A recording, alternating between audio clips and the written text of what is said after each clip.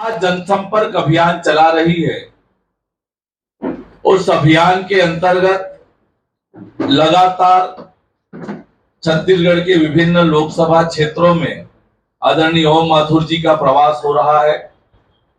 कल महासमुंद लोकसभा का प्रवास हुआ, उससे पहले रायपुर लोकसभा का प्रवास हुआ और आज लगातार तीसरे दिन राजनांदगांव लोकसभा के प्रवास में आपके बीच आए हैं।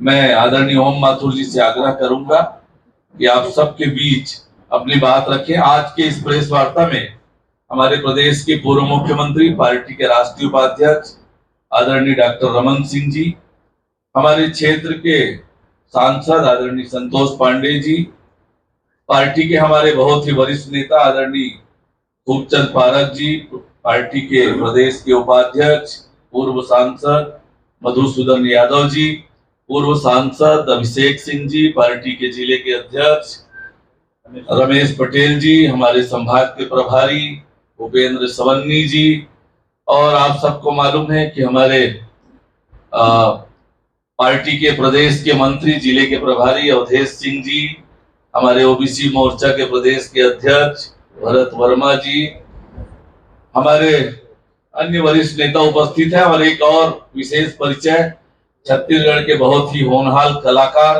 छत्तीसगढ़ी फिल्मों के हीरो अनुज शर्मा जी भी हमारे साथ आज यहाँ पर मौजूद हैं। मैं आदरणीय ओम माथुर जी से आग्रह करूंगा कि आपसे अपनी बात रखें। जब से छत्तीसगढ़ का प्रभार मिला है और मेरे मन की जो संगठनात्मक कल्पना है उसके अनुसार कोशिश यह है कि मैं प्रत्येक विधानसभा तक पहुंचूं, क्योंकि हम लोगों ने तय किया है बूथ जीता चुनाव जीता। तो विधानसभा की जो संगठनात्मक रचना है,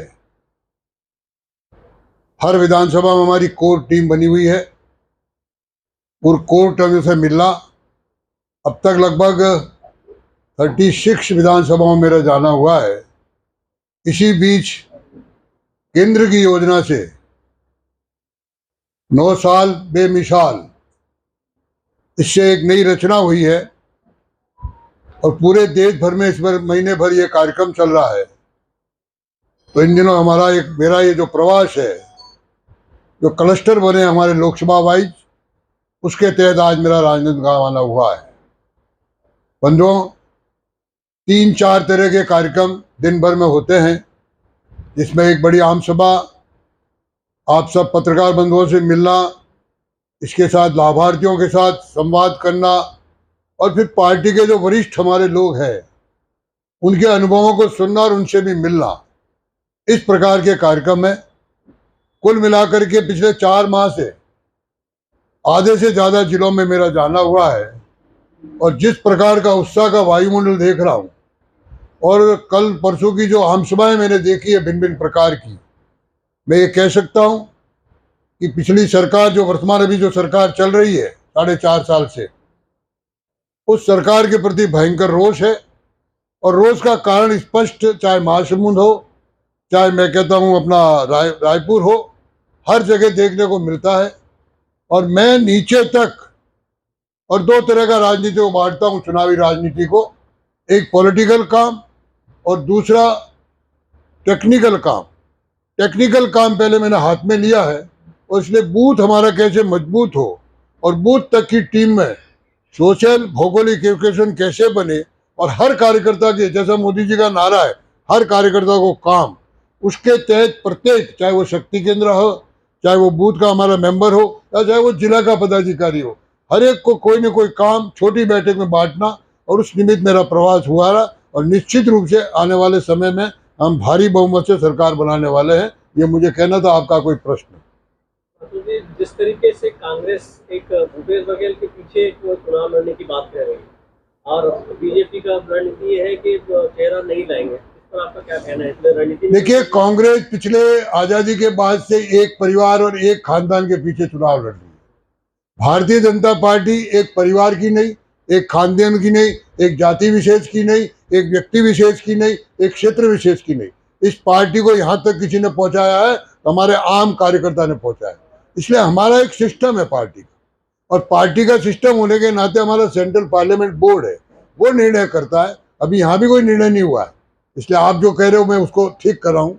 यहाँ भी कोई निर्णय नहीं है, हमारा सेंट्रल पार्लियामेंट तय करता है। और मैं लगभग 10 से 12 प्रदेशों का प्रभारी रहा हूँ।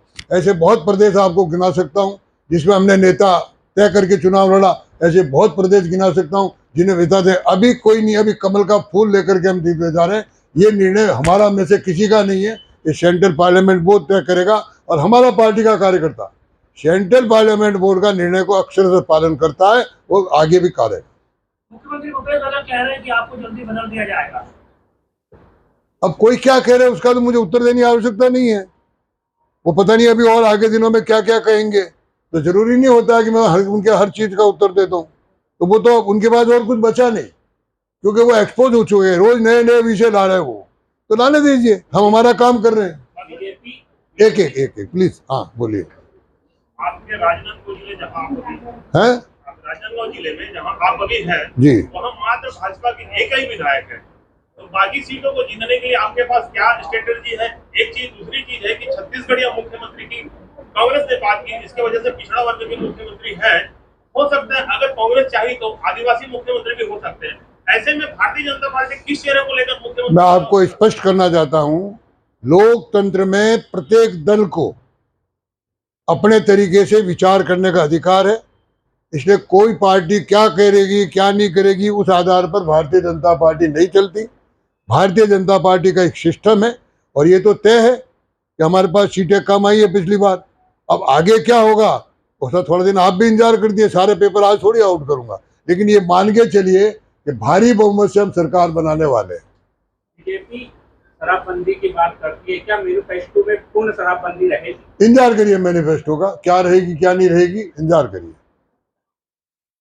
ध्यान आ रहा है कि छत्तीसगढ़ में भाजपा बोल रही है और सीटी को लेके आए हैं, उसी से सरकार बनाने की कोशिश कर रहे हैं। जनता और किसान हमारे साथ है। आपने ठीक प्रश्न किया।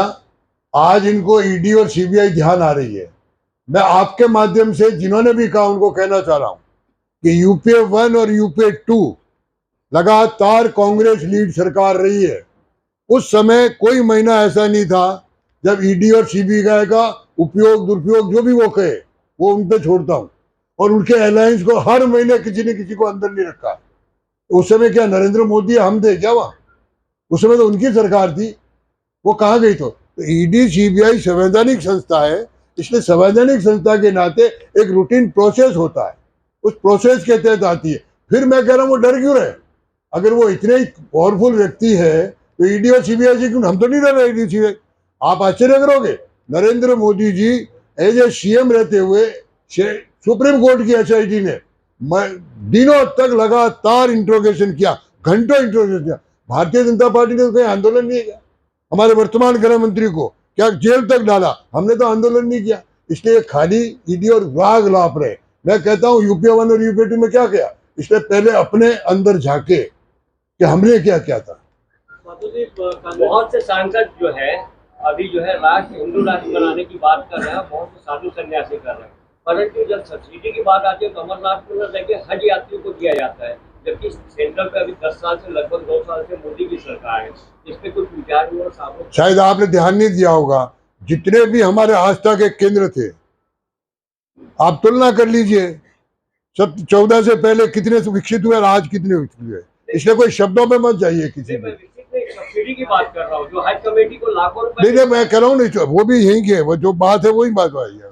कांग्रेस धान खरीदी बाकी लोग अच्छा चलिए बोले तो अमोघ अस्त्र मान रही है, इसका काट बीजेपी पर। मुझे लगता है कि सब चीजों का आप इंतजार करना चाहिए। पिछले विधानसभा चुनाव में कई बड़े चेहरे जो इनको हार मिली थी, अगले चुनाव इलेक्शन में थोड़े दिन आपको भविष्यवाणी करने का अधिकार देता हूँ सबको। अब मैं कह रहा हूँ आपको अधिकार देता हूँ, आप कुछ भी कहिए। एक एक में तो नए लोगों को प्लीज, नए लोगों कि आप 36 विधानसभा में आपने दौरा किया है, उस 36 विधानसभा में भारतीय जनता पार्टी के कितने युवा चेहरे नजर आएंगे? मैक्सिमम आएंगे। देखिए ये पार्टी का एक सिस्टम है, आप पिछले सारे इलेक्शन अन्य प्रांतों के भी देखेंगे तो हमारे 30 से 40% नए लोग आते ही आते, और नहीं तो इतनी बड़ी पार्टी क्या बनती। नए लोग आने के, यहाँ कितने नए लोग बैठे हुए, इसलिए नए लोग आते रहते हैं, आप चिंता मत करिए। और अभी भी जहाँ जा रहा हूँ वहाँ नए लोग खूब जुड़ रहे हैं मेरे साथ। आप ऐसा कहा जाता है जहाँ पे आते हैं भाजपा की सरकार बन जाती नहीं, मेरे लिए नहीं कहा जाता, वो थोड़ा हमारे अध्यक्ष जी ने मेरा परिचय दे दिया। वास्तव में कार्यकर्ताओं की सरकार बनती है।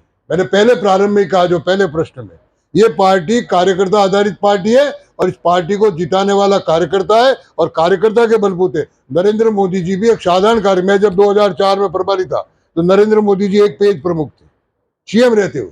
नहीं, पार्टी कार्यकर्ताओं के आधार पे, हाँ श्रेय मेरे सिर पे बन जाता है, लेकिन वो मैं श्रेय लेने के लिए तैयार नहीं हूँ, वो कार्यकर्ताओं की जीत है। धन्यवाद। पिछला 3 चुनाव जो लड़ा था उसमें 2 चुनाव रमन सिंह के चेहरे पे लड़ा गया, इस बार कोई चेहरा? अभी बार बार एक ही विषय को क्यों आप देखिए, अपने मुंह के शब्द मेरे मुंह में नहीं डालोगे, मान के चलो आप। इतना मैं भी सावधान हूँ, इतना मैं भी सावधान। पार्टी जो भ्रष्टाचार की बात करती है, ईडी के छापे शायद उसी कारण पड़ रहे हैं। नहीं, ऐसा नहीं। देखिए, ईडी के एक प्रोसेस है, जिन्होंने किया वो भुगते। मतलब भ्रष्टाचार पर छापे पड़ रहे हैं। हाँ, भ्रष्टाचार पर छापे पड़ रहे हैं। तो देश के अंदर में जब लोकपाल लागू करने की बात आई तो आज तक राष्ट्रीय लोकपाल लागू क्यों नहीं किया गया? क्या ऐसे कारण है कि आप राष्ट्रीय स्तर पर लोकपाल स्थापित नहीं कर रहे? उसका भी आप इंतजार करिए। जो काम हो रहा वो हो रहा, देश आगे बढ़ रहा कुल मिला करके। आज 9 साल हुए सरकार, हम 9 साल बेमिसाल क्यों कह रहे डंके की चोट पे, कि 9 साल में कोई भी हमारा विरोधी दल आज तक किसी एक व्यक्ति विशेष, सामूहिक नहीं, व्यक्ति विशेष पे भी कोई आरोप नहीं लगा पाया, कोई हमारे किसी पे डोट नहीं लगा। चलिए, बहुत बहुत धन्यवाद, हो गया, बहुत धन्यवाद। बताएंगे सर, 9 साल बेमिसाल के लिए आज राजनाथ निश्चित रूप से जिस प्रकार का पूरे देश भर में वायुमंडल बना है आदरणीय प्रधानमंत्री जी के प्रति, और हमने जो गरीब कल्याण की योजनाएं चलाई है, आज तक किसी ने, आप सोचते थे कि 75 वर्षों में कभी लाभार्थी योजना बनी है? हम लाभार्थी कार्यक्रम कर रहे हैं। इसलिए 9 साल बेमिसाल, 9 साल विकास का साल, ये हम बन करके आगे बढ़ रहे हैं। अमेरिका जा रहे हैं प्रधानमंत्री मोदी जी, और उनका पूरा डंका पूरे विश्व में वो तो अमेरिका मान चुका है कि मोदी जी हम आपका ऑटोग्राफ लेना चाहते हैं, इसलिए धन्यवाद। आप विश्व गुरु की ओर बढ़ रहे हैं।